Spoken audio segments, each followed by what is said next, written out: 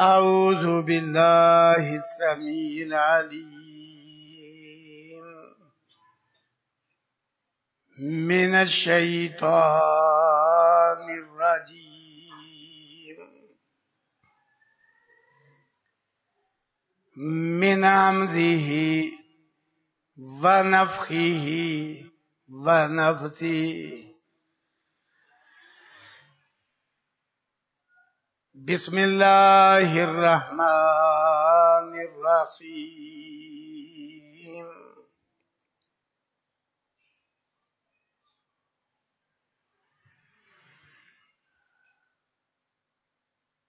وما من دابة إلا هو آخذ بناصيتها اللهم صل على محمد امام الانبیاء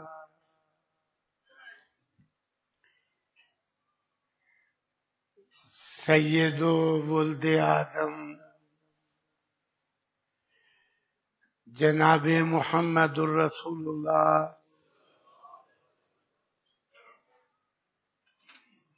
صلی اللہ علیہ وسلم کی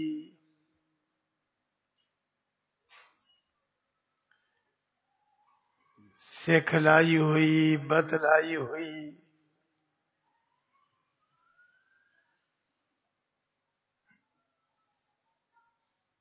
ایک انتہائی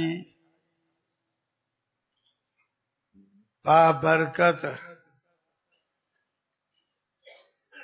اور جامع قسم کی دعا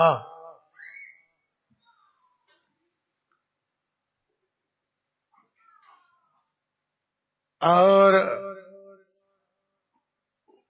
اس سے حاصل ہونے والے دروس اسباق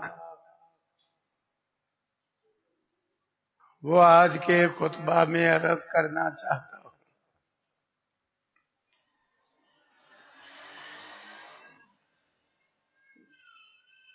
امام الانبیاء جناب محمد الرسول اللہ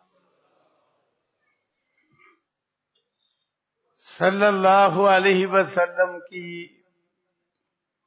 پڑھی ہوئی بتلائی ہوئی سکھلائی ہوئی تمام دعائیں محض دعائیں نہیں، بہت سارے اسباق اور دروس پر مشتمل تربیتی اور اصلاحی وہ نصاب ہے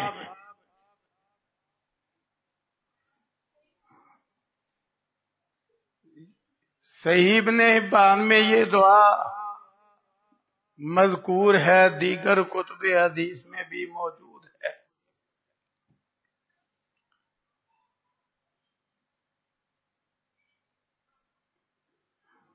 تقریباً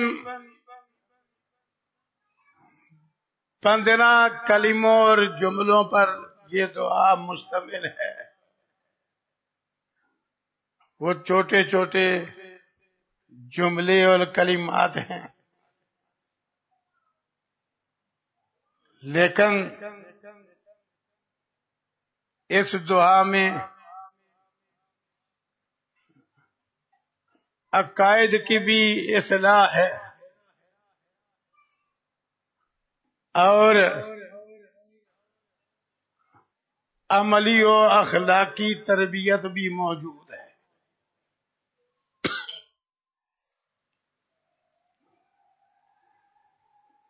دعا معروف و مشہور ہے، کئی دفعہ خطبہ میں سنائی گئی ہے، لیکن آج ذرا بالتفصیل سنانا چاہتا ہوں۔ رسول اللہ صلی اللہ علیہ وسلم کی یہ پیاری دعا ان کلمات سے شروع ہوتی ہے، اللہم انی عبدک، یا اللہ یقیناً میں تیرا بندہ ہوں. اب اس پہلے بول، پہلے کلمے اور پہلے جملے میں بڑی نصیحت ہے کہ انسان کے لیے مقام عبودیت ہی اصل مقام ہے.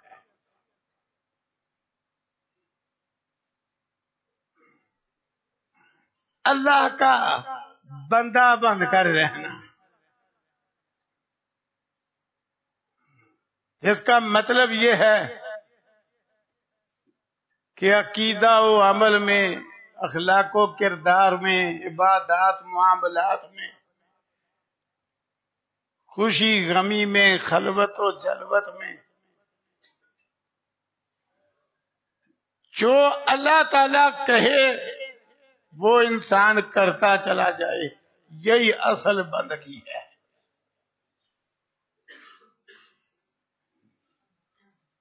جو اس میں جتنے اونچے معیار پر ہوگا وہ اتنا ہی اللہ کا مقرب ہوگا. رسول اللہ صلی اللہ علیہ وسلم مقام عبودیت میں سب سے اعلیٰ معیار پر تھے. اس دعا سے بھی پتہ چلتا ہے کہ آپ صلی اللہ علیہ وسلم امام الانبیاء ہو کر، سید الرسل ہو کر، سید ولد آدم ہو کر اللہ کی بارگاہ میں کس انداز میں اپنی بے بسی اور عاجزی کا اظہار کر رہے ہیں.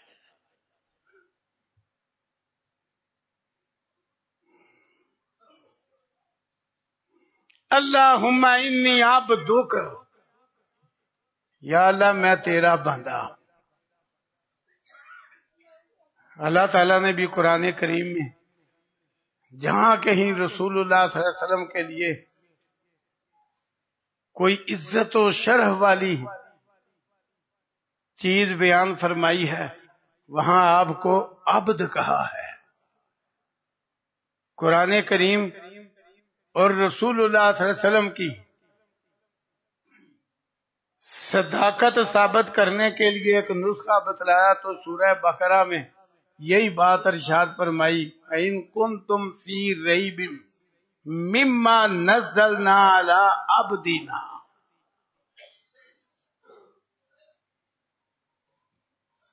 کہ اگر تمہیں معمولی سا بھی شک شبہ ہے اس کے بارے جو ہم نے اپنے بندے پہ اتارا ہے. اب کیا بولا؟ عبدنا، اپنے بندے پہ اتارا ہے. تو اس کا علاج یہ ہے فاتو بسورۃ من مثلہ، کہ اگر تمہیں شبہ ہو جائے، شک ہو جائے کہ معاذ اللہ محمد صلی اللہ علیہ وسلم نے یہ کتاب، یہ شریعت، یہ احکامات اپنی طرف سے گھڑ کے اللہ کے نام لگا دیے ہیں، معمولی شبہ ہو جائے تو اس کا علاج ہے فاتو بسورۃ من مثلہ، اس جیسی ایک صورت لا کے دکھلاؤ. بہرحال یہ علیحدہ مضمون ہے. تو اس اہم ترین مقام پہ بھی اللہ نے رسول اللہ صلی اللہ علیہ وسلم کو عبد کہا. جہاں رسول اللہ صلی اللہ علیہ وسلم کی رسالت کا عالمگیر ہونا بیان کیا تو وہاں بھی ارشاد فرمایا تبارک الذی نزل الفرقان علی عبدہ لیکون للعالمین نذیرا. جہاں آپ صلی اللہ علیہ وسلم کو ملنے والے معجزات میں ایک عظیم الشان معجزہ آیت بینہ معراج کا تذکرہ فرمایا، تو جہاں زمینی سیر بیان کی وہاں بھی، اور جہاں آسمانی سفر بیان کیا وہاں بھی. سبحان الذی اسری بعبدہ، یہاں زمینی سیر بیان ہوئی ہے، مسجد حرام سے مسجد اقصی، عبد کہا رسول اللہ صلی اللہ علیہ وسلم کو. سورہ نجم میں آسمانی سیر بیان کی، فرمایا فاوحا الی عبدی ما اوحا. رسول اللہ صلی اللہ علیہ وسلم اس عبودیت کا زبردست اظہار کرتے تھے، حتیٰ کہ جب آپ شفاعت کبریٰ کا شرف حاصل کریں گے اس انداز میں بھی آپ کی عبودیت کا اظہار ہوگا. تو اس دعا میں بھی پہلا کلمہ ہے اللہم انی عبدک، یا اللہ میں تیرا بندہ ہوں.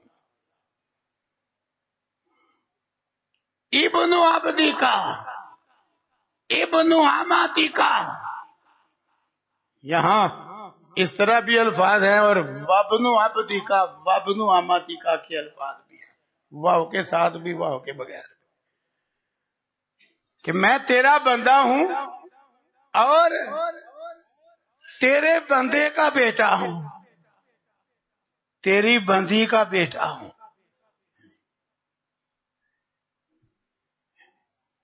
کیا ثابت کیا کہ میں بنی نوع انسان میں سے ہوں، میں تیرا شریک نہیں ہوں. میرا باپ میری ماں وہ بھی تیرے آگے بے بس اور عاجز تھے جن سے میں پیدا ہوں. ابن عبدی کا، ابن اماتی کا. اللہ اکبر، یہ کمال عبودیت کا اظہار ہے. آگے بڑھیے. ناسیاتی بیدک، یا اللہ یہ میری پیشانی تیرے ہاتھ میں ہے. ناسیہ یہ سر کے اگلے حصے کو کہا جاتا ہے. یہ ناسیاتی بیدی کا، یہ رسول اللہ صلی اللہ علیہ وسلم اللہ کے آگے خود اظہار عاجزی کر رہے ہیں. ناسیاتی بیدی کا، یا اللہ میری پیشانی تیرے ہاتھ میں ہے، جس کا مطلب یہ ہے یا اللہ میں تیرے آگے بالکل بے بس اور بے قابو ہوں. تیرے امر اذن حکم کے بغیر میں کچھ بھی نہیں کر سکتا. میری پیشانی تیرے ہاتھ میں. یہ بات اللہ تعالیٰ نے قرآن کریم میں بھی ارشاد فرمائی، سورہ ہود میں ہے، وَمَا مِن دَابَّةٍ، کوئی جاندار نہیں، اللہ اکبر، کوئی، الا فآخذ بناصیتها، مگر ہر جاندار کی پیشانی اللہ پکڑے ہوئے ہے. اور یہ حقیقت بھی ہے. کوئی مرتبے میں مقام میں جتنا مرضی اونچا ہے، وہ دنیا میں آنے کے اعتبار سے بھی اللہ کے آگے بے بس ہے. کوئی اپنی مرضی اپنے اختیار سے آیا ہے، ایک لمحہ آگے پیچھے نہیں ہو سکتا. اور یہ دنیا سے جانے کے اعتبار سے بھی بے بس ہے. پھر اس دنیاوی زندگی میں بہت سارے امور ایسے ہیں جن میں یہ بالکل بے بس ہے. یہ جو شریعت کے معاملے میں اللہ کا اختیار ہے وہ تو اختیار دینے کی وجہ سے ہے، وہ اللہ کا دیا ہوا اختیار. وہ بھی اگر ایک لمحے میں اللہ چھین لے تو بتا وہاں بھی بے بس ہو. ناسیاتی بیدک، یا اللہ میری پیشانی تیرے ہاتھ میں ہے. ماذن فیا حکمک، تیرا ہر فیصلہ مجھ پہ نافذ ہے. یہ نہیں ہو سکتا کہ تو ایک فیصلہ کرے اور میں اسے روک سکوں. نہیں نہیں نہیں، ماذن فیا حکمک، تیرا ہر فیصلہ مجھ پہ نافذ ہے. کیسے زبردست انداز میں آپ صلی اللہ علیہ وسلم نے اللہ کے آگے عاجزی کا اظہار کیا اور اللہ کی کمال قدرت کا اور اختیارات کا اعتراف کیا. ماذن فیا حکمک، تیرا ہر فیصلہ مجھ میں نافذ ہے،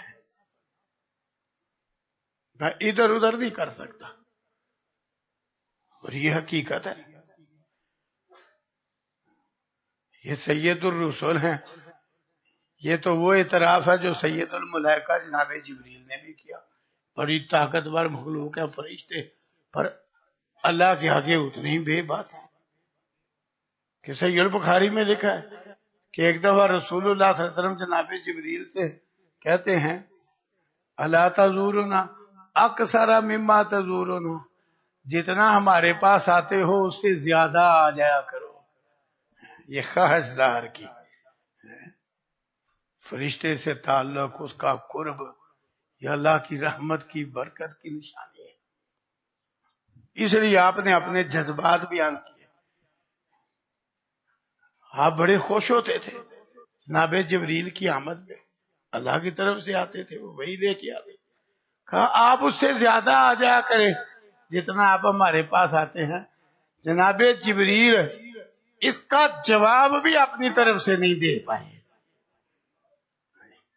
جواب میں بھی وہی لے کر آئے، وہی اللہ کی طرف سے۔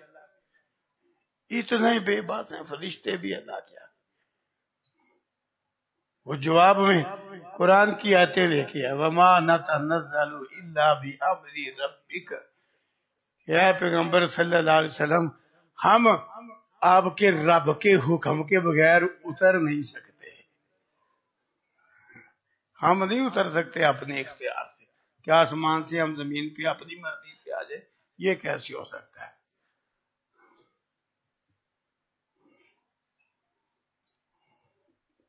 تو رسول اللہ صلی اللہ علیہ وسلم بھی اسی عاجزی کا اظہار کر رہے ہیں۔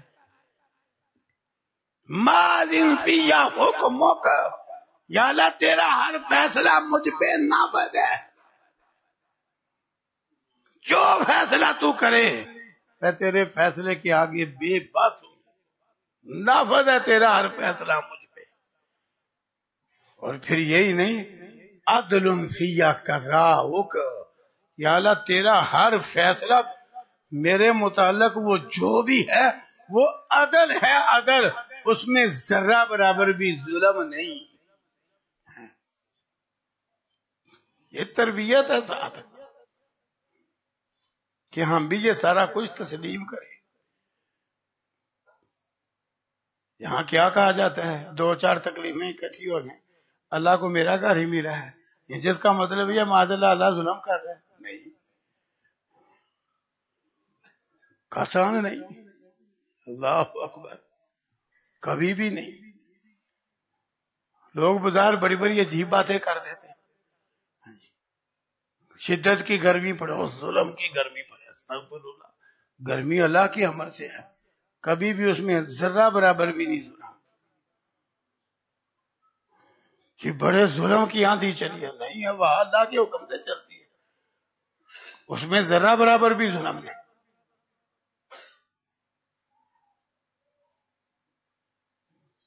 کئی وفاتیں ایسی ہوتی ہیں، وہ کہہ رہے ہوتے ہیں اس کے تو چھوٹے چھوٹے بچے ہیں، کیا بنے گا بچوں کا؟ کمال ہو گئی ہے، وہ جنازے کی دعاؤں پہ غور کر لو،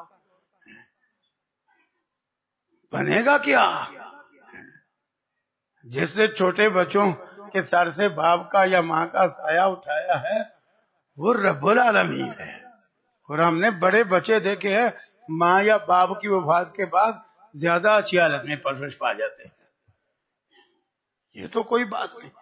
جنازے کی دعا میں ایک دعا ہے، فَخْلُفُهُ فِي عَقِبِهِ فِي الْغَابِرِينَ، یا اللہ یہ گھر کا سربراہ تھا ابو سلمہ رضی اللہ عنہ، یہ دنیا سے چلا گیا ہے، ان کے بھی چھوٹے چھوٹے بچے تھے حضرت ابو سلمہ کے، اللہ اکبر۔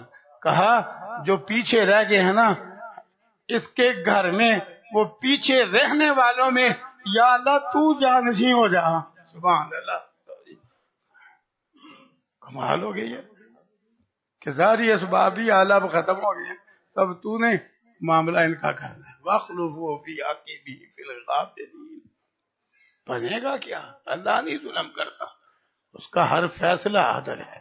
عدل فی قضاؤک، یا اللہ تیرا ہر فیصلہ مجھ میں عادل ہے. اللہ اکبر. اب امام الانبیاء ہے جناب محمد رسول اللہ صلی اللہ علیہ وسلم. اور یہی نہیں کہ آپ صرف دعا میں اعتراف کر رہے ہیں، آپ نے پوری زندگی میں اللہ کے کسی فیصلے پہ اعتراض کیا ہی نہیں، خوش دلی سے ہی قبول کیا ہے. بڑی بڑی تکلیفیں پہنچی، اذیتیں آپ نے برداشت کی، بڑی بڑی مصیبتیں پہنچی، لیکن آپ نے کوئی گلہ نہیں کیا اللہ سے. خوش دلی سے اللہ کا ہر فیصلہ قبول کیا. آپ کی نرینہ ساری اولاد آپ کی حیات مبارکہ میں چھوٹی عمر میں ہی وفات پا گئی. آپ کی 4 بیٹیوں میں سے 3 بیٹیاں بھی آپ کی حیات مبارکہ میں وفات پا گئی. سب سے زیادہ ساتھ دینے والی پہلی رفیقہ حیات حضرت خدیجہ الکبریٰ رضی اللہ عنہا بھی آپ کی زندگی میں آپ سے پہلے وفات پا گئی. باپ کا سایہ دنیا میں آنے سے پہلے ہی اٹھا ہوا ہے، اور عمر کی 6 بہاریں دیکھی ہیں تو والدہ بھی داغ مفارقت دے گئی ہے. 8 سال کے ہوئے ہیں تو دادا جان بھی وفات پا گئے. لیکن رسول اللہ صلی اللہ علیہ وسلم نے ایک دفعہ بھی نہیں کہا کہ یا اللہ ایک طرف تو سید و ولد آدم کہتا ہے، ایک طرف تو مجھے خاتم النبیین بناتا ہے، اور دوسری طرف تو یہ کیا کر رہے. نہیں، آپ نے ننھے ابراہیم کو، اللہ اکبر، جو دودھ پینے کی ابھی عمر میں ہے، ہاتھوں میں اٹھایا ہوا ہے. آپ کے مبارک ہاتھوں میں اس کی روح نکل گئی ہے. تو تکلیف پر آنکھ کے آنسو کی اجازت ہے. کیوں؟ یہ فطری چیز ہے. آپ کی آنکھوں سے آنسو بہ رہے ہیں. آپ فرماتے ہیں یہ جو دنیاوی معاملہ ہے، دل کا غمزدہ ہونا، آنکھ کا آنسو بہانا، کہا یہ بجا ہے، اس کی شریعت نے اجازت دی ایسے موقع پہ. لیکن فرمایا ہم زبان سے وہی کہیں گے جس پہ ہمارا رب راضی ہو. اب دودھ پینے کی عمر میں یہ آپ کا پیارا بیٹا آپ سے بچھڑ گیا تو دیکھو اللہ کی طرف سے بشارت بھی تو آ گئی نا. اگر صبر کیا تو بشارت بھی کیا آئی. آپ فرماتے ہیں اللہ نے جنت میں اس کے لیے دودھ پلانے والے کا انتظام کر دیا. صحیح البخاری میں ان لہ مرضیا فی الجنہ. تو آپ کیا کہہ رہے ہیں اس دعا میں؟ عدل فی قضا، یا اللہ تیرا ہر فیصلہ میرے بارے عین عدل ہے. تو صحت دے تب بھی عدل ہے، تو بیمار کرے تب بھی عدل ہے، تو فراوانی دے تب بھی عدل ہے، تو تندرستی دے تب بھی عدل ہے، تو دنیا میں مجھے امن میں رکھے تب بھی عدل ہے، تو خوف طاری کر دے تب بھی عدل ہے. تیرا ہر فیصلہ میرے بارے ہے ہی عدل ہے. اور حقیقت ہے آدمی یہ ایک ایک بول اس دعا کے آدمی پلے باندھ لے تو زبردست تربیت ہے اور زندگی آسان بنانے کا بہترین نسخہ ہے. عدل فی قضاؤک. اس طرح کیسے زبردست انداز میں اللہ کی تعریف کی اور اپنی عبودیت کا، بندگی کا، بے بسی کا، عاجزی و انکساری کا پورا اظہار کیا. اور پھر اللہ کے ناموں کا اللہ کو واسطہ ڈالا. یہ وہ وسیلہ ہے جو صحیح ہے. لوگ غلط وسیلے اختیار کرتے. کیا کہا آگے آپ نے؟ اسالو کا بکل اسم ہوا لک. یا اللہ میں تجھ سے تیرے ہر اس نام کے واسطے سے سوال کرتا ہوں جو تیرا ہے. اللہ کو اللہ کے نام کا واسطہ ہے. میں تجھ سے تیرے ہر اس نام کے واسطے سے سوال کرتا ہوں جو تیرا ہے. اللہ تعالیٰ کے بڑے نام ہیں، صرف 99 نہیں. وہ 99 ناموں کی فضیلت ہے حدیث میں، اس کا یہ مطلب نہیں صرف 99 نام ہے، نہیں. نام اللہ کے بڑے، اس دعا سے ہی پتا چلا. ہر اس نام کے واسطے سے تجھ سے مانگتا ہوں سمیت بھی نفسک، جو بھی تو نے اپنا نام رکھا ہے. میں اور آپ اللہ کا نام نہیں رکھ سکتے، یہ یاد رکھیں. اللہ کا نام صرف وہی ہے جو اللہ نے خود اپنا رکھا. سمیت بھی نفسک، جو تو نے نام اپنا رکھا ہے. آج کئی لوگ کہہ دیتے ہیں یہ اللہ کا نام، وہ ہوتا ہی نہیں. اللہ کا نام وہی ہے جو قرآن سے ثابت ہو یا حدیث سے ثابت ہو، جو اللہ نے رکھا. او انزلتہ فی کتابک، تیرے ہر اس نام کے واسطے سے بھی سوال کرتا ہوں جو تو نے اپنی کتاب میں اتارا ہے. اللہ تعالیٰ کے بہت سارے اسماء حسنہ، پیارے پیارے نام قرآن کریم میں موجود ہیں. اللہ تعالیٰ کا ایک ایک نام اس کی شان، عظمت، بڑائی، کبریائی پر دلالت کرتا ہے. اس لیے اللہ کے بے شمار نام، بہت سارے نام اس نے اپنی کتاب میں اتارے. او علمتہ احدا من خلقک، اور تیرے ہر اس نام کے واسطے سے بھی سوال کرتا ہوں جو تو نے اپنی مخلوق میں سے کسی کو سکھلایا ہے. معلوم ہوا قرآن کریم کے علاوہ بھی اس طرح حدیث اور سنت میں بھی نام ہیں جو اللہ نے اپنے پیغمبر صلی اللہ علیہ وسلم کو بتلائے. پہلی آسمانی کتابوں میں بھی نام اتارے گئے، پہلے نبیوں کو بھی بتلائے گئے. اب استاثرت بھی فی علم الغیب عندک، اور تیرے ہر اس نام کے واسطے سے بھی تجھ سے سوال کرتا ہوں جو تو نے اپنے علم غیب میں رکھا ہے، کسی کو بتلایا ہی نہیں. معلوم ہوا کتنے سارے نام وہ بھی ہیں جو اللہ کے ہی خزانے غیب میں ہیں، اس نے کسی مخلوق کو بتلائے ہی نہیں. عقیدے کی اصلاح ہو گئی کہ مخلوق جتنے مرضی مرتبے والی ہو، وہ ملائکہ ہوں، وہ فرشتے ہوں، وہ انسان ہوں، جن ہوں، انبیاء و رسول ہوں، اولیاء صلحاء اتقیاء ہوں، ان کے پاس اتنا ہی علم آ سکتا ہے جتنا اللہ چاہے. ہر طرح کا علم رکھنے والا وہ صرف اللہ تعالیٰ ہے. لوگ کہتے ہیں فلاں عالم الغیب ہے، فلاں عالم الغیب ہے. وہ عالم الغیب ہونا تو بڑی بات ہے، اللہ تعالیٰ نے تو قرآن کریم میں اپنی صفت بیان کی ہے. حاضر کو جاننے والا بھی اللہ تعالیٰ ہی ہے، مخلوق کو تو حاضر کا بھی نہیں پورا پتا. غیب تو پھر غیب ہے، غیب کا کیسے پورا پتا ہوگا، حاضر کا ہی نہیں پورا پتا. یہ دیکھو یہ کتنے کتنے بریک بھی سائنسدان ہوتے ہیں لیکن موقع بدلتے رہتے ہیں، حاضر کا ہی نہیں پورا پتا. مٹی کے اجزاء کے والے سے، پانی کے اجزاء کے والے سے کتنی تحقیقات آ گئی ہیں بدل بدل کے. پہلے والے تھوڑے اجزاء بتلاتے تھے، بعد والے زیادہ اجزاء بتلا رہے. اب پانی غائب تو نہیں، مٹی غائب تو نہیں، تو حاضر چیز ہے سامنے نظر آنے والی. غائب کا کیا علم ہوگا؟ اللہ نے اپنی صفت بیان کیا کہ غائب اور حاضر دونوں کو پوری طرح جاننے والا صرف اللہ تعالیٰ ہے. تو رسول اللہ صلی اللہ علیہ وسلم بھی اس دعا میں اسی بات کا اظہار کر رہے ہیں کہ تیرے ہر اس نام کے واسطے سے بھی تجھ سے سوال کرتا ہوں جو تو نے اپنے ہی علم غیب میں رکھا ہے، یعنی بتلایا ہی نہیں، غیب میں ہی رکھا ہے.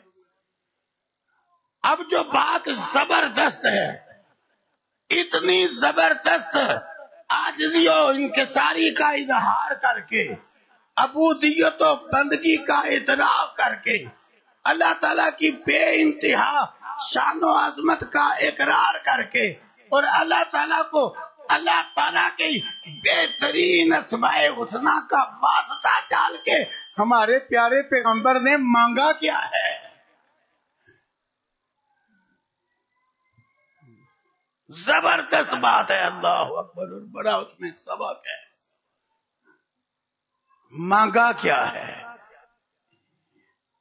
اتنے زبردست انداز میں دعا کیا اللہ کی بارگاہ میں. مانگا کیا ہے؟ اللہ اکبر. انت جعل القرآن ربیع قلبی. اللہ اکبر. اللہ کرے ہم سب کے حق میں یہ دعا ہماری بھی قبول ہو جائے.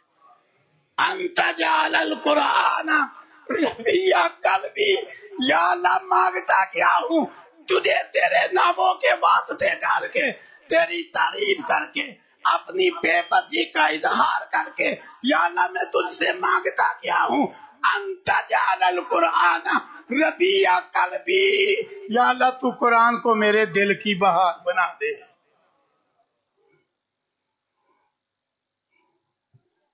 قرآن کو میرے دل کی بہار بنا دے۔ اللہ، ربیع موسم بہار کو کہا جاتا ہے۔ دنیا بھر کے لوگوں میں موسم بہار بڑا پسندیدہ موسم ہے طبیعت کے اعتبار سے، نہ شدت کی سردی، نہ شدت کی گرمی، نہ زیادہ خشکی، نہ زیادہ تری، معتدل موسم، طبیعت شاش بشاش۔ تو اس کا مطلب کیا ہوا کہ قرآن کو میرے دل کی بہار بنا دے، کہ قرآن پڑھنا، پڑھانا، سیکھنا، سکھلانا، سمجھنا، سمجھانا، اس پہ عمل کرنا، اس کی دعوت دینا، اس کے بتلائے ہوئے احکامات کو سچے دل سے قبول کرنا، یہ میری من پسند چیز بن جائے، کوئی مشکل ہی نہ رہے۔ تو قرآن کو میرے دل کی بہار بنا دے۔ اللہ اکبر۔ آج امت مسلمہ اس عظیم الشان کتاب کو چھوڑ کے ہی تو پریشان ہے، چھوڑ کے پریشان، حتیٰ کہ بڑے بڑے پریشان لوگ بھی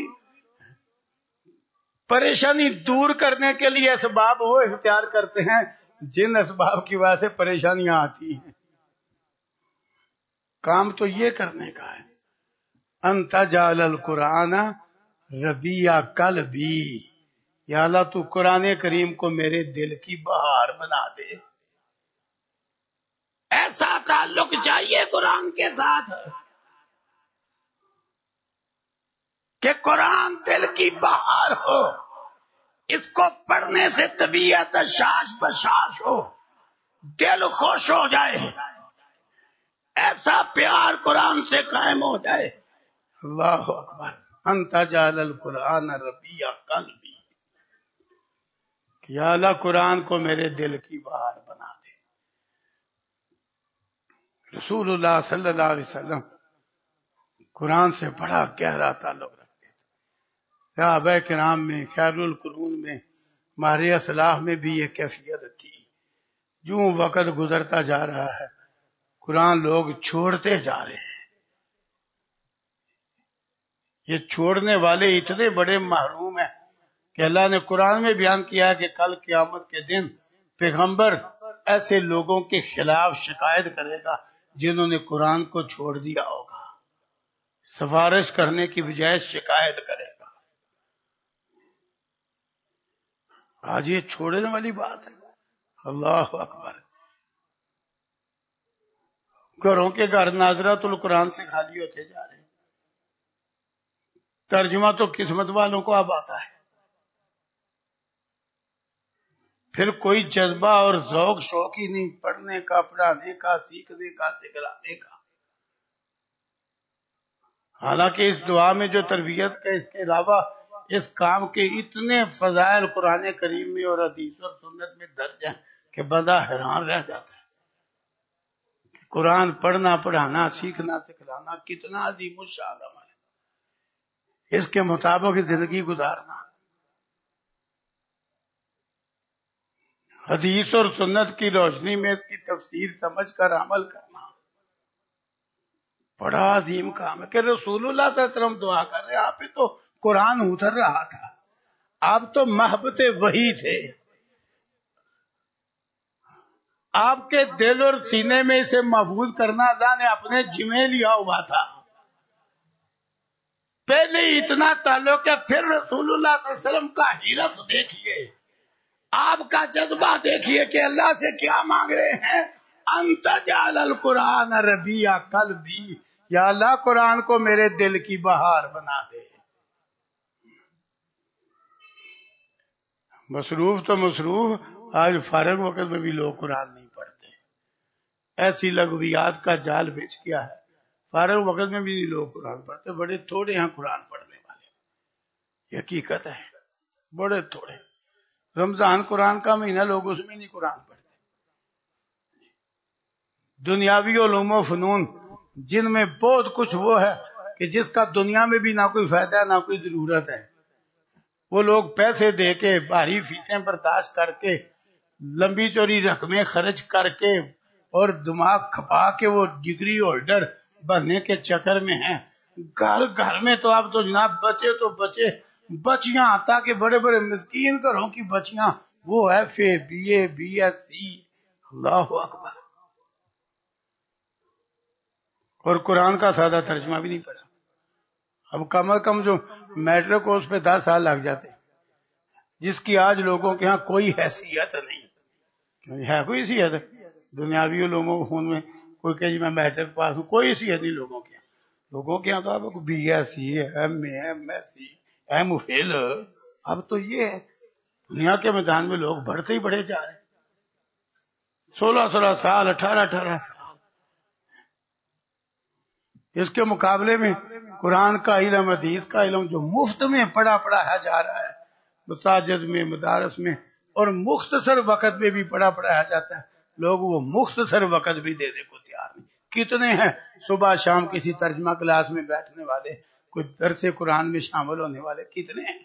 حتیٰ کہ بعض مساجد میں بعض نمازوں کے بعد صرف 2-3 منٹ کی حدیث سنائی جاتی ہے، لوگ وہ 2-3 منٹ بھی بیٹھنے کو تیار نہیں ہوتے، آدھے اٹھ کے چلے جاتے ہیں.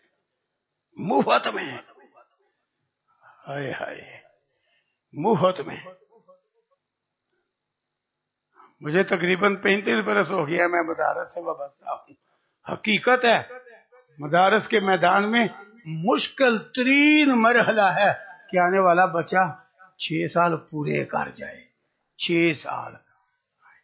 حالانکہ اچھے جو آسان زندگی والے گرانے بھی ہیں نا، وہ بھی جو اسکول میں بھاری فیسیں برداشت کرتے ہیں، وہ مدرسہ میں بچہ داخل کروا کے اتنا بھی نہیں کرتے کہ کتابیں خرید کے لے دیں. اور جو بچہ ہمارے پاس آتا ہے وہ 5 سال پہلے کم از کم یا میڈل تک وہ اسکول پڑھ کے آیا ہوتا ہے. وہ اتنے سال اسی گرانے کے ماں باپ نے اس کی فیس بھی دی ہوتی ہے اور کتابیں بھی خرید کے دی ہوتی ہیں، بلکہ اکثر اکیڈمی بھی ساتھ جاتے ہیں بچے. وہ سارا کچھ برداشت کیا ہوتا ہے. لیکن جس کو وہ ہمارے پاس بھیج دیتے ہیں مدرسے میں، کہتے ہیں کتابیں بھی مدرسے سے ہی لے دو. اس کے باوجود کوئی 6 مہینے میں بھاگ جاتا ہے، کوئی دوسرے سال میں بھاگ جاتا ہے، کوئی تیسرے سال میں بھاگ جاتا ہے. اگر ابتدا میں 15 بچے داخل ہوتے ہیں تو پہلے سال میں ان 15 میں سے فارغ ہونے تک 5 بھی نہیں رہتے. مفت تعلیم ہے، اچھے انداز میں ہے، خیر و برکت بڑی سنائی جاتی ہے، اجر و ثواب بڑا بیان کیا جاتا ہے. اس کے باوجود رسول اللہ صلی اللہ علیہ وسلم نے کیا دعا سکھلائی، انت جعل القرآن ربیع قلبی، کہ یا اللہ قرآن کو میرے دل کی بہار بنا دے، کہ اس کو پڑھنا، پڑھانا، سیکھنا، سکھلانا، اس سے تعلق مزیدار ہو جائے، کہ قرآن کریم سے طبیعت اشاش بشاش ہو جائے، دل خوش ہو جائے. وَنُورَ صَدْرِی، یا اللہ قرآن کریم کو میرے سینے کا نور بنا دے. سبحان اللہ. قرآن کریم میں جو ہدایت ہے، ہدایت کا جو نور ہے، اس کی مجھے اتنی سمجھ دے کہ میرا سینہ قرآن کریم کی روشنی سے منور ہو جائے. وَنُورَ صَدْرِی، یہ کون دعا کر رہا ہے؟ جس پہ وحی اترتی ہے، جو محبت وحی ہے. قرآن کریم کو میرے سینے کا نور بنا دے. یہاں سینے کا نور کا، یہاں تو سادہ ترجمہ نہیں آتا. حتیٰ کہ چلو قرآن کریم کی کچھ صورتیں ایسی ہیں جو نماز پنجگانہ میں ضروری پڑھی جاتی ہے. سورہ فاتحہ، بہت سارے لوگوں کو سورہ فاتحہ کا بھی ترجمہ آتا ہے، جو 50 سال سے نماز پڑھ رہے ہیں، انہیں فاتحہ کا بھی نہیں مانا آتا، انہیں نماز کا نہیں مانا آتا. نور سینے کا کہاں بنے؟ اللہ نے فرمایا تھا ہم نے برکت والی عظیم الشان یہ کتاب ہے پیغمبر صلی اللہ علیہ وسلم آپ کی طرف اس لیے اتاری کہ لوگ اس کی آیتوں میں تدبر و تفکر کریں. یہ ناظرہ، وضع، ترجمہ، تفسیر، یہ سارا کچھ ہو تو پھر آگے تدبر و تفکر ہے. ہم نے اس لیے اس کتاب کو اتارے تاکہ لوگ تدبر و تفکر کریں اور عقلوں والے نصیحت پکڑے ہیں. تو یہی آپ دعا کر رہے ہیں. وَنُورَ صدری، یا اللہ قرآن کریم کو میرے سینے کا نور بنا دے کہ اس کا علم، اس کا معنی مفہوم، اس کی ہدایت وہ میرے سینے میں جمع ہو. بکثرت تلاوت کے ساتھ ساتھ اس کا معنی مفہوم بھی سمجھنا چاہیے. یہ یاد رکھیں، صرف تلاوت تک نہ رہیں، ساتھ اس کا معنی مفہوم سمجھیں. وَنُورَ صدری، اللہ اکبر. پتہ چل رہا ہے کہ قرآن سے تعلق کیا کچھ ہے.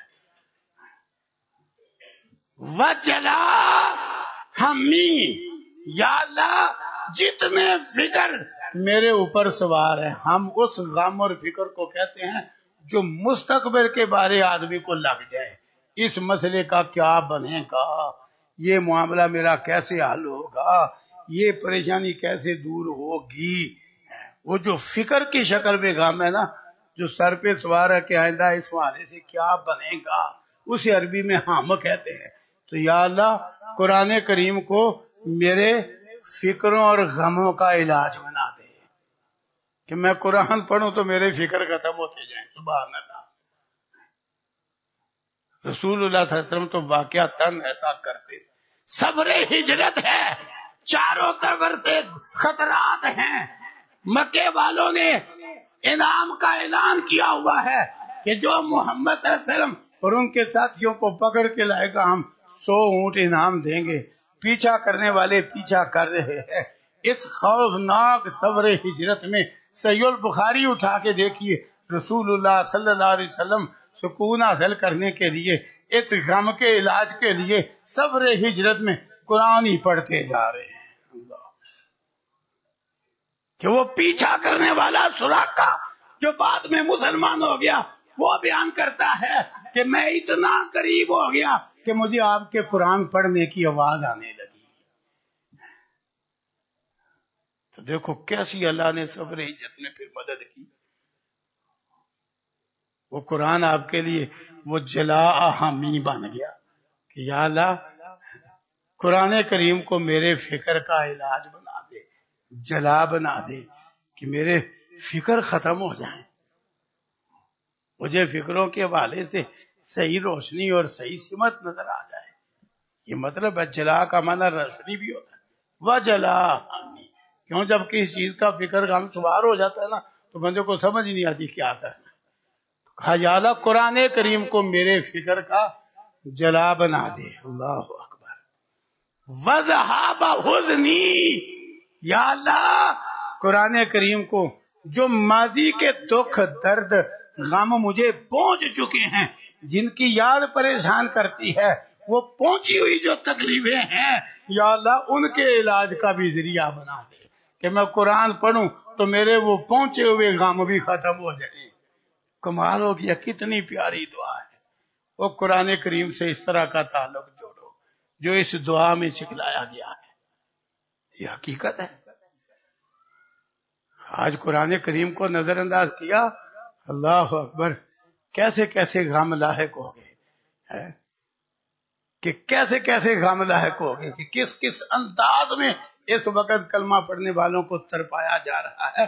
یہ قرآن کریم سے اعراض کا نتیجہ ہے کہ تکلیفیں ایسی جو برداشت سے باہر ہیں لیکن ہاتھ بندھے ہوئے بے بس ہے.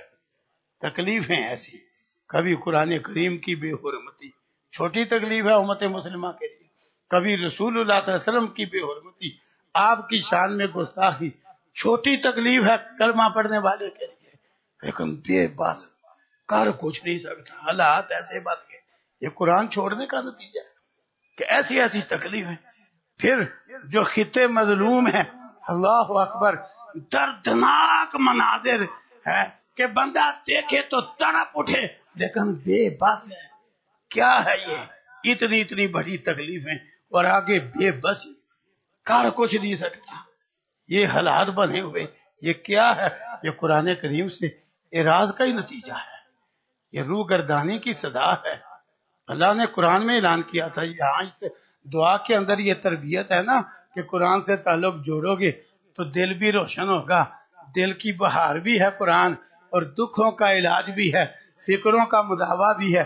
جہاں اس قرآن کریم میں آیا ہے نا، اس دعا میں آیا ہے، یہ قرآن کریم میں بھی آیا ہے. اللہ اکبر. جو اس سے تعلق جوڑے گا دنیا، قبر و برزخ، آخرت، تینوں جہانوں میں سعادت اور خیر وہی پائے گا. اور جو اس سے تعلق توڑے گا وہ تینوں جہانوں میں پریشانی اٹھائے گا. اللہ نے قرآن میں بھی یہ مضمون بیان کیا. وَمَنْ أَعْرَضَ عَنْ ذِكْرِي فَإِنَّ لَهُ مَعِيشَةً ضَنْكًا. فرمایا جو میری اتاری ہوئی نصیحت قرآن کریم سے منہ موڑے گا اس کے لیے زندگی تنگ ہے،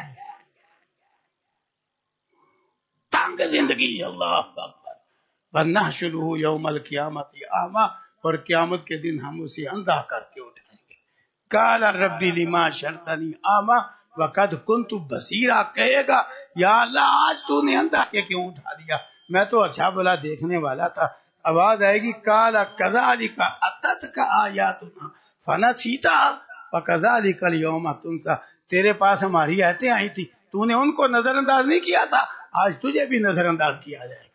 کہیں فرمایا بھائی یاشو عن ذکر الرحمن، جو قرآن کی نصیحت سے، رحمان کے اتارے ہوئے ذکر سے اندھا بن جائے. ہائے ہائے، اللہ نے الفاظ بھی کیسے، اندھا بن جائے. نقید لہو شیطانا. فرمایا ہم اس پر شیطان مسلط کر دیں، وہ اس کا ساتھی بن جائے. جب شیطان ساتھی بن جائے تو خیر گزرے گی. کہیں اللہ تعالیٰ نے ایسے لوگوں کو جو اللہ کی کتاب سے، اللہ کی اتاری ہوئی آیتوں سے تعلق توڑتے ہیں، انہیں کہیں گدھوں سے تشبیہ دی. میں مثل الذین حملوا التوراۃ ثم لم يحملوها کمثل الحمار يحمل اسفارا. ان لوگوں کی مثال جنہیں تورات دی گئی، وہ بھی اپنے وقت میں ہدایت کی کتاب تھی، انہوں نے اس کو نہ اٹھایا، اس کا حق ادا نہ کیا، اس سے تعلق نہ جوڑا. فرمایا ان کی مثال تو گدھے جیسی ہے جو کتابیں اٹھائے ہوئے. یہ ہمارے لیے بھی نصیحت ہے. کہ ایسا شخص جو دنیا کے لالچ اور طمع میں آ کے اللہ کی کتاب سے روگردانی کرے اور سیکھنے کے باوجود منہ موڑ لے، قرآن سے تعلق ہی نہ جوڑے، نہ پڑھے نہ پڑھائے، نہ سیکھے نہ سکھلائے. اللہ قرآن میں سورہ رام میں فرماتے ہیں فَمَثَلُهُ كَمَثَلِ الْكَلْبِ. ایسے شخص کی مثال تو کتے جیسی ہے. غور تو کیجیے اللہ نے کتنے غصے کا اظہار کیا ان لوگوں کے متعلق جو اللہ کی کتاب سے منہ موڑتے ہیں. تو اس دعا کے اندر بڑی تربیت ہے کہ ہم قرآن کریم سے تعلق جوڑنے والے بنے. ایسا تعلق کہ قرآن دل کی بہار ہو، قرآن سینے کا نور ہو، قرآن ہمارے آئندہ کے فکروں کا بھی علاج ہو اور پہنچے ہوئے دکھوں کی بھی شفا ہو. اللہ اصلاح اور عمل کی توفیق دے. وآخر دعوانا ان الحمد للہ رب العالمین. مسئلہ پوچھا گیا ہے کہ نماز کے بعد جو آیت الکرسی ہے وہ پڑھ کے یا آخری 3 سورتیں پڑھ کے وہ ہاتھوں پہ پھونک مار کے بدن پہ پھیرتے ہیں. کئی باقی اذکار کر کے بھی ایسا کرتے ہیں. اس موقع پہ یہ عمل نہیں ہے. اس موقع پہ صرف پڑھنا ہے، آیت الکرسی پڑھنا ہے، آخری سورتیں پڑھنا ہے. وہ جو سبحان اللہ، الحمدللہ، اللہ اکبر کے اذکار ہیں ان کو بس پڑھنا ہے. یہ پھونکنے والا عمل رات سوتے وقت ہے بس، کہ سوتے وقت 33 بار سبحان اللہ، 33 بار الحمدللہ، 34 بار اللہ اکبر یہ پڑھو، ہاتھوں پہ پھونک مارو اور جہاں جہاں تک بدن پہ وہ پھیرے جا سکیں وہ پھیرو. یہ سوتے وقت کا عمل ہے. آپ معوذتین کے بارے بھی سوتے وقت کا عمل ہے، لیکن نمازوں کے بعد کے جو اذکار ہیں ان میں یہ عمل نہیں. ان میں صرف پڑھنا ہے، آیت الکرسی پڑھنا ہے، آخری 3 سورتیں بس پڑھنا ہے. اسی طرح باقی اذکار بھی صرف پڑھنا ہے. وہاں جو لوگ کئی پھونک مار کے بدن پہ پھیرتے ہیں اس موقع پہ اس کا ثبوت نہیں ہے. اگر جہاد میں جانا چاہوں تو کیا ماں باپ کی اجازت یا حکومت کی اجازت یہ ضروری ہے کہ نہیں؟ صحیح بات جو یہ ہے نا وہ یہی ہے، جہاد اسلامی حکومت کے بغیر ہو ہی نہیں سکتا. آپ کر ہی نہیں سکتے، آپ بے بس ہیں. اگر کرنا چاہیں بھی تو کچھ بھی نہیں ہے، جب چاہیں آپ کا راستہ روک لیں گے. رسول اللہ صلی اللہ علیہ وسلم کا اشارہ بھی یہی ہے کہ نیک حکمران ہو یا بد اس کی قیادت میں جہاد کرنا ہے. تحت کل امیر برٍ او فاجر. تو صحیح طریقہ یہ ہے. اس لیے ہم اپنے اولی الامر کو، اپنے حکمرانوں کو ترغیب دیں کہ وہ اپنی ذمہ داری ادا کریں. جب اتنے اسلامی ملک ہیں اور ان کی افواج ہیں تو ان کی ذمہ داری ہے. کافر ذرا ان کا کوئی معاملہ ہو تو وہ اتحادی افواج بنا کے آ جاتے ہیں. مسلمانوں کو اپنی اتحادی افواج بنانی چاہیے ایسے موقع پہ. یہ صرف ایمانی کمزوری ہے، ورنہ مسلمان اٹھ کر ہو نا تو کوئی طاقت اس کے آگے ٹھہر نہیں سکتی. تو یہ ذمہ داری ان کی ہے، ان کی تیاری میں، ان کے اسلحہ میں، ان کے سارے معاملات میں یہ قوم کا حصہ ہے. تو ہم ان کو ان کی ذمہ داریوں سے آگاہ کریں، یہ ہماری ذمہ داری ہے. ہمارے ذمہ تو اس وقت آئے گا جب حکومت لڑے، فوج لڑے اور تعداد تھوڑی ہو، پھر ہمیں بھی بھرتی کریں، ہم بھی اپنے آپ کو پیش کریں. اصل طریقہ یہ ہوتا ہے. رسول اللہ صلی اللہ علیہ وسلم کے دور میں بھی اسی طریقے سے جہاد ہوا ہے. آپ ہی بھیجتے تھے، دستے روانہ کرتے تھے، قافلے روانہ کرتے تھے، آپ امیر مقرر کرتے تھے، سپاہ سالار مقرر کرتے تھے. طریقہ ہی ہے. اس طریقے کے بغیر تو ممکن ہی نہیں. کسی نے لکھا ہے جی والدہ بہت بیمار ہیں، اللہ تعالیٰ انہیں شفائے کامل و عاجل عطا فرمائے. جہاں تک لڑکا ہے اس کے لیے نکاح کے صحیح ہونے میں شرط نہیں. طریقہ اچھا تو اس کا بھی یہی ہے کہ ماں باپ کی مرضی سے کرے، لیکن شرط نہیں. لیکن جہاں تک لڑکی ہے اس کے لیے تو ولی کی اجازت ضروری ہے. ایسا نکاح ہی نہیں ہوا، سمجھو یہ نکاح ہے ہی نہیں، دونوں کو فی الفور جدا کر دینا چاہیے. کسی بھائی نے لکھا ان کا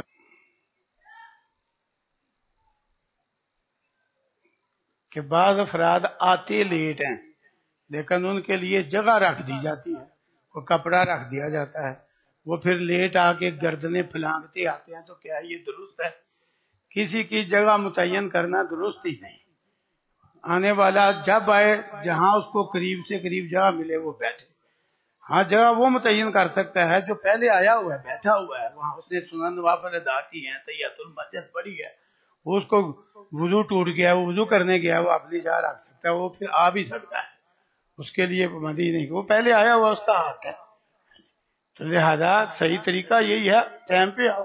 یہ نہیں کہ آنا اس نے لیٹ ہے، جگہ اس کی رکھ لی گئی ہے، وہ بالکل عین خطبے کے قریب آ رہا ہے، گردنیں پھلان کے آ رہا ہے. تو یہ طریقہ بھائی غلط ہے. جو پہلے آئے پہلے اسی کی جگہ ہے، حق اسی کا ہے. آپ وہ لیٹ رہا ہے اور جگہ اس کی پہلے قبضے میں کر لو، یہ شرعاً قطعاً درست نہیں. اللہ اصلاح اور عمل کی توفیق عطا فرمائے.